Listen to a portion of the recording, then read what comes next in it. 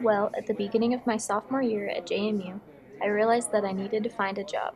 I knew the smart thing to do would be to get a job on campus, and when I thought about where I would like to work at JMU, I figured why not work at my favorite place to eat on campus, D Hall.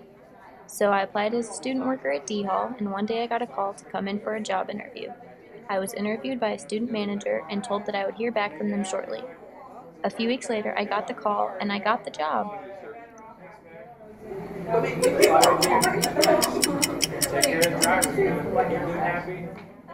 I have worked at D Hall since the beginning of my sophomore year of college, and now that I'm a senior and ready to graduate, I guess I've been working at D Hall for over 2.5 years. Just dump it all on you. And I'm sorry for standing 3 feet in concrete. Well, there are many different aspects to the job of a student worker. Sometimes I would be the cashier and let customers into D Hall. Other times I would be in charge of cooking food or making pizzas.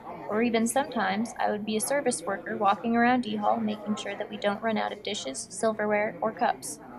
I think my favorite thing to do at D Hall is to work in the D Hall deli making sandwiches for the students of JMU. My favorite part about working in the deli is talking to people while I make their sandwiches. I'd say my least favorite part of working at D Hall is cleaning up at the end of the night. It literally takes almost 2.5 hours to clean up all of D Hall after a busy dinner shift. Take care of the drivers. Keep them happy. Do everything. After working at D Hall for 2 full years, I realized that because of my experience at D Hall, I had earned and assumed a leadership position among other student workers at D Hall. My managers encouraged me to apply for the promotion, so I decided to go for it. After applying, I had to attend an extensive interview with all of the managers of D Hall, which was very nerve-wracking.